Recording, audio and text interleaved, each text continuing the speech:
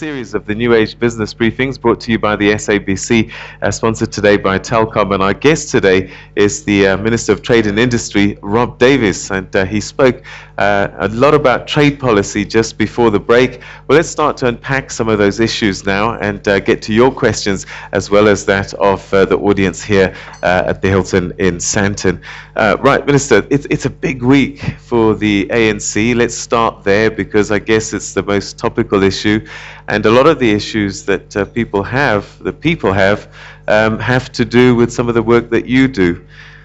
So, as a minister, as a department, what is going to happen, or what's on the cards, would you say, from some of the thoughts that have come through in this, the second phase of the transition?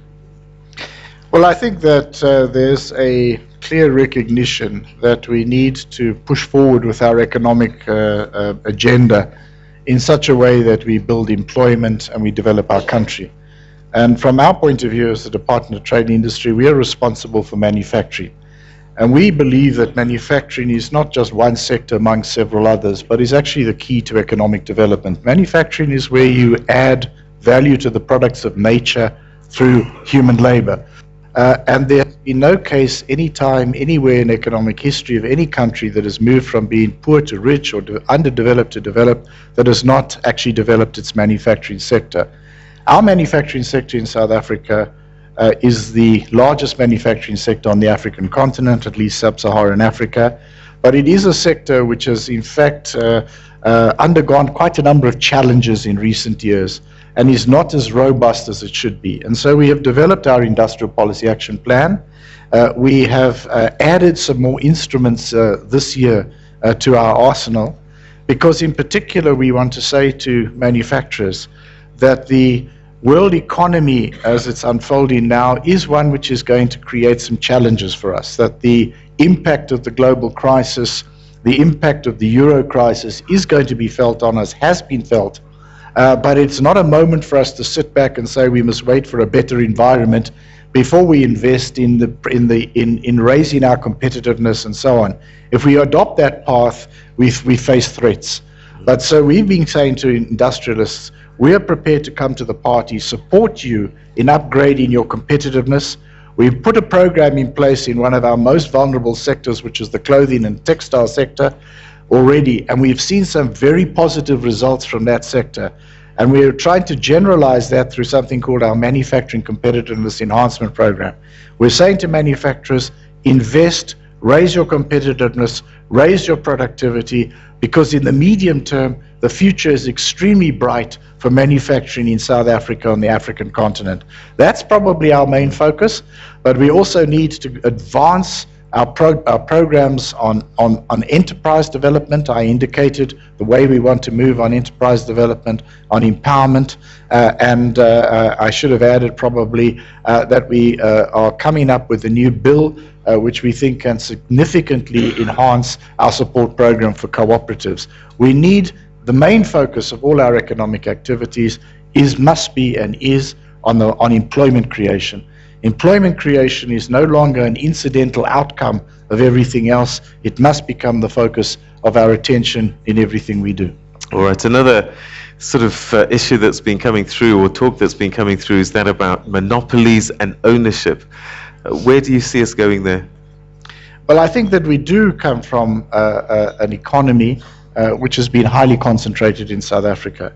And also, I think, an economy where we have seen big companies with a series of established relations where it's been very, very difficult for new entrants to come in and find a niche. And it's exactly that where we, I think, are trying to tweak the instruments of BEE to support new entrants and small businesses coming in a different kind of relationship.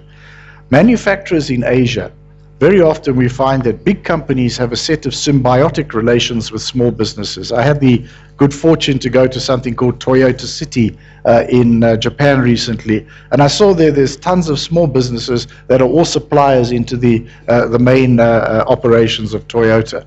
And this is where we need to support a huge boost in manufacturing activity, smaller suppliers into larger companies. And we want to try to promote relations where big business develops suppliers because they want good products, where they come to the party and they actually have programs which support the skills upgrading, the capacity building of small enterprises. And that's why we're focusing on programs like incubation programs for small business support. That's why we want to ensure that there's active participation of bigger businesses in these kinds of activities if they want to score well on black economic empowerment. We think that those are areas where there are major opportunities.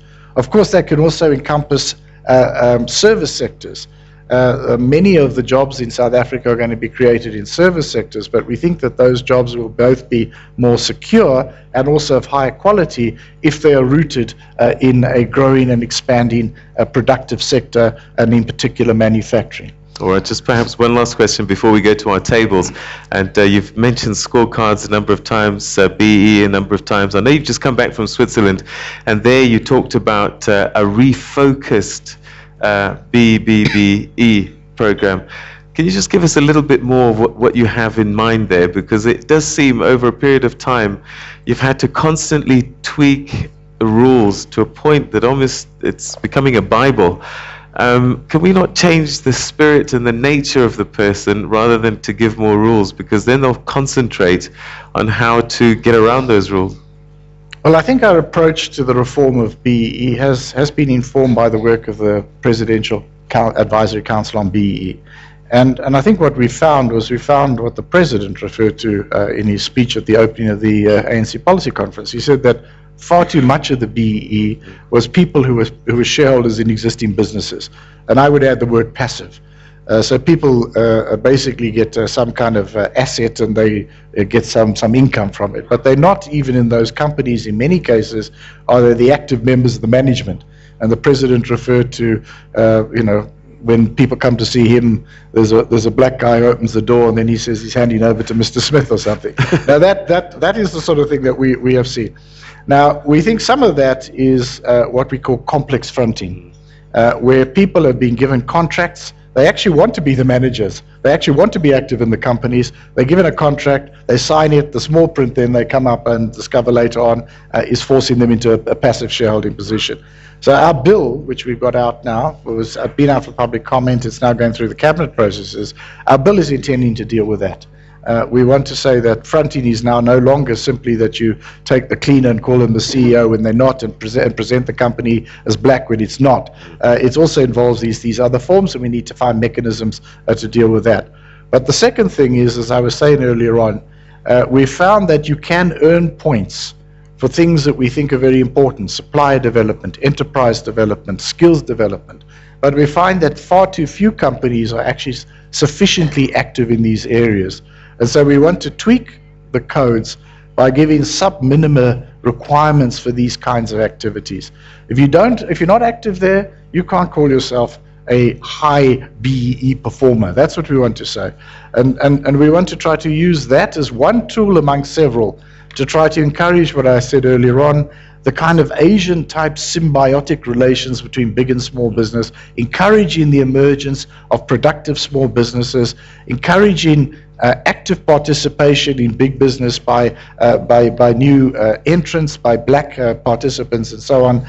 So we do see that the trajectory that's been followed by BEE, yes, it has enabled some people to benefit. Yes, it has enabled some productive activities to occur among previously disadvantaged people, but not on a sufficient scale. All right, okay, so we've started the conversation. Straight after the break that's coming up now, we're going to start taking questions from the floor, and be warned, table 16, that's where we're going to start, and then we're going to take questions from you at home as well. So keep watching. This is the New Age Business Briefing with the SABC, talking to Minister Rob Davies.